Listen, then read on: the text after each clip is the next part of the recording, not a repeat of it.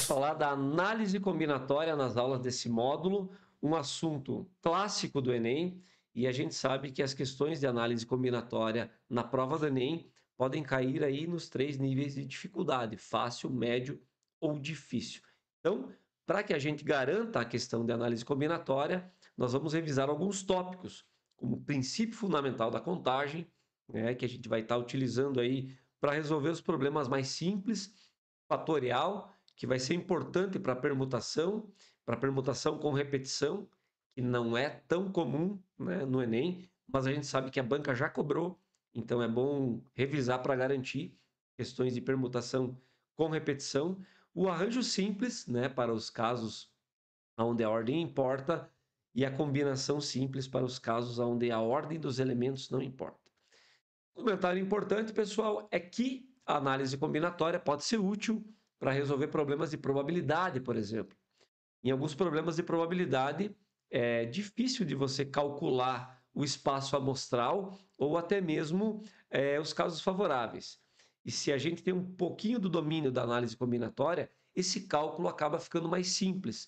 Algumas simplificações são possíveis de serem feitas, ok?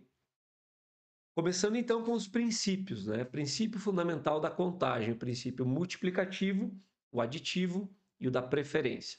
Primeiramente, comentando o multiplicativo e o aditivo, nós vamos ver que no texto das questões, alguns conectivos fazem relação a esses princípios. O conectivo E está associado ao princípio multiplicativo e o conectivo OU está associado ao princípio aditivo. O princípio da preferência, nós vamos comentar ele nos problemas onde houverem restrições, ok, pessoal? Vou fazer uma brincadeirinha aqui com o princípio multiplicativo. Vou pegar a palavra multiplica e vou escrever multiplica. Para quê? Para que a gente associe, então, o conectivo E a uma multiplicação. Vamos aplicar isso de uma forma simples.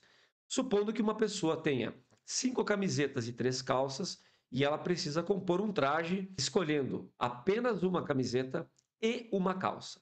Percebeu o E? O E vai estar na nossa resolução aqui nesse lugarzinho, na multiplicação, ok? Então, se eu tenho 5 camisetas e 3 calças, eu posso compor 15 trajes diferentes. Ok, pessoal? Entendido o princípio multiplicativo, vamos falar do princípio aditivo. E no princípio aditivo, a gente vai brincar com a palavrinha adiciona e escrevê-la como adiciona, para que a gente associe o conectivo ou a uma soma, ok? Vou dar um exemplo. Se uma pessoa aí, um determinado dia da semana, em uma das refeições, ela vai ter que escolher apenas massas ou saladas, ok? Supondo que ela tenha 5 tipos de saladas e 3 tipos de massas para escolher. Ela só pode escolher uma. Nessa refeição, ela vai escolher apenas um tipo de salada ou apenas um tipo de massa. Percebeu o ou nesse problema? O ou está aqui, ó. É uma soma. Então, se eu tenho 5 tipos de saladas e 3 tipos de massa, eu tenho 8 opções para compor a minha refeição. Então, entendido isso, né, o princípio multiplicativo ele estará associado ao conectivo e o aditivo estará associado ao conectivo OU. Lembrando que eles podem aparecer juntos, pessoal. Nós vamos resolver problemas aí onde podem aparecer o conectivo E, o conectivo OU, inclusive o princípio da preferência juntos com esses dois, ok? Vamos dar uma olhadinha num exemplo aqui que envolve o princípio multiplicativo com restrições. Quantos números naturais de 3 algarismos existem no sistema de numeração decimal? Pessoal, o princípio desse exercício é bastante utilizado aí em situações onde o Enem coloca a composição de uma senha, ou o emplacamento de veículos, ou a quantidade de números de telefone que podem ser formados, sendo que o último dígito é um número primo, ou que o número formado seja um número par, e assim por diante. Prestamos atenção aqui, primeiramente, na restrição no dígito das centenas.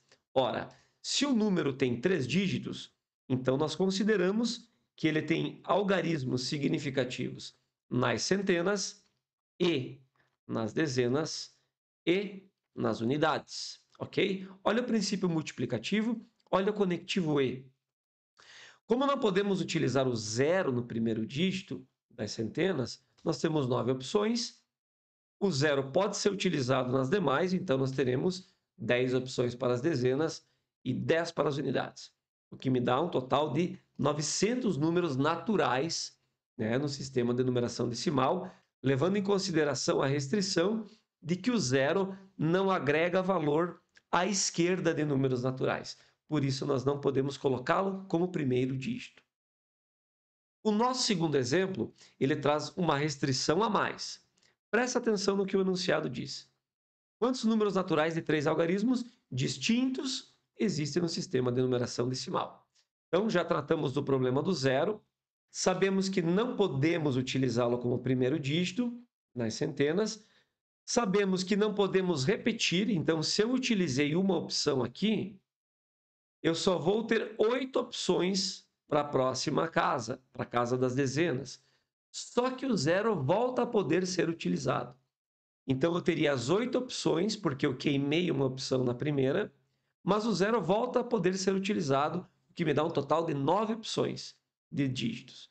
E para o último das unidades, eu vou ter apenas 8, porque aquele dígito que eu utilizei na casa das dezenas, eu já não posso mais repetir aqui. Resolvendo, 648 números naturais de 3 algarismos distintos existem no nosso sistema de numeração decimal.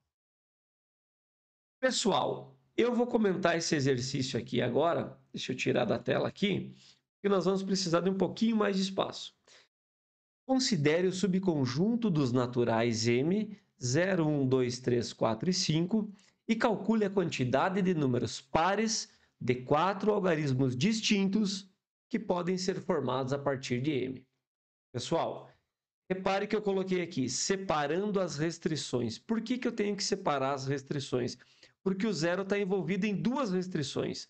Ora, para o número ser par, ele deve terminar com dígito par. Ou seja, o zero está incluso nessa restrição. Na restrição de terminar, né, ser o último dígito do número. E ele também está na restrição de não poder ser o primeiro dígito do número. Então, é interessante que a gente separe essas restrições. Eu vou tratar primeiro aqui dos números terminados em zero, dos números pares que terminam em zero. Então, se ele vai terminar com zero, eu vou fixar o zero como último dígito. Isso me dá apenas uma opção, porque vai ser o zero, o último dígito. E lá no início, como eu já utilizei o zero, são 6 opções no conjunto M, do 0 ao 5, sobraram apenas 5 opções. Como eu tenho algarismos distintos, eu não posso repetir, sobraram apenas 4 opções, depois 3 opções, o que me dá um total de 60 números pares terminados em zero. Agora, tratando dos casos onde se termina em 2 ou 4. O último dígito, então, seria 2 ou 4, o que me dá 2 opções. Lembrando que eu vou utilizar apenas uma opção aqui. Então, das 6 opções, uma eu já utilizei aqui, sobraram 5 opções. Lembrando que aqui o zero não pode ser utilizado, então nós temos 4 opções. Sobraram apenas 3 opções para compor a casa aqui das centenas. Só que agora o zero volta a poder ser utilizado, pessoal. É aquele caso parecido com o exercício de antes. Eu utilizei uma opção aqui, sobraram 3 opções, mas agora o zero volta a poder ser utilizado, portanto, eu tenho 4 opções. Como eu não vou poder repetir o dígito, vai sobrar 3 opções, então eu tenho 96 números terminados em 2 ou 4. Como isso aqui envolve um princípio aditivo, porque eu estou falando de pares terminados em 0 ou pares terminados em 2 ou 4, nós vamos ter que somar aí os dois valores, chegando a um total de 156 números pares que eu posso compor aí com 4 algarismos distintos, escolhendo os valores do conjunto M. Vamos resolver agora uma questão aí do Enem, de 2015, que é resolvida, então, através do princípio multiplicativo, pessoal. A bandeira de um estado é formada por 5 faixas, A, B, C, D e E, dispostas conforme a figura.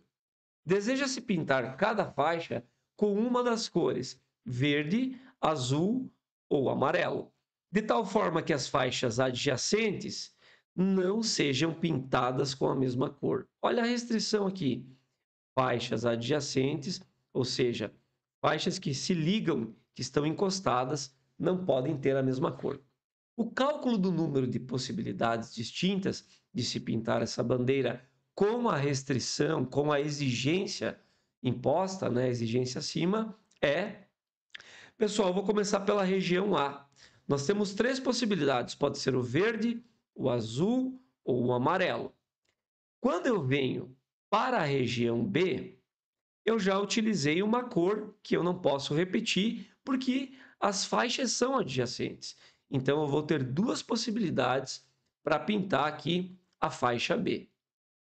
Note que a faixa C, ela encosta tanto na faixa B quanto na faixa A. Então, eu já utilizei uma cor aqui, já vou utilizar mais uma aqui. Das 3, sobraram apenas uma cor para pintar a faixa C. Agora, na faixa D, note que você só pode utilizar a mesma cor que você utilizou lá na faixa B. Ok, pessoal? Porque se você utilizar a cor de C ou a cor de A, você não vai estar respeitando o princípio da restrição, o princípio da preferência. E para a última cor, pessoal, nós teríamos as seguintes possibilidades. A possibilidade utilizada em C e também a possibilidade utilizada em A, porque C e A não encostam na faixa E. Portanto, 2 possibilidades para a faixa E. Dessa forma, o nosso gabarito correto está na letra P. Ok, pessoal? Sugiro então que você vá agora ao nosso banco de questões da plataforma Raio-X e tente resolver essa questão aqui, que é muito parecida com esse exemplo que a gente acabou de resolver, e com certeza no nosso banco de questões aí você vai encontrar várias questões que são resolvidas pelo princípio multiplicativo. Terminamos então a primeira aula desse módulo. Na próxima aula nós trataremos do fatorial, um importante recurso aí que vai ser útil para os próximos tópicos de análise combinatória. Nos vemos na próxima aula.